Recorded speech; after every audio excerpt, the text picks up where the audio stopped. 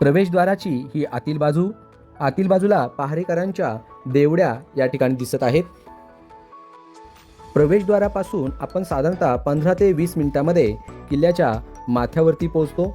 गडावर 4 ते 5 पाण्याची टाकी आहेत. दगड आणि मातीने ते पूर्णपणे बुजले होते. आजच्या दुर्ग संवर्धन मोहिमेमध्ये पाण्याच्या टाक्यामधील दगड व माती बाजूला काढणे आणि पायरी मार्गात असलेले दगड व्यवस्थित ठेवण्याचे काम करण्यात आले.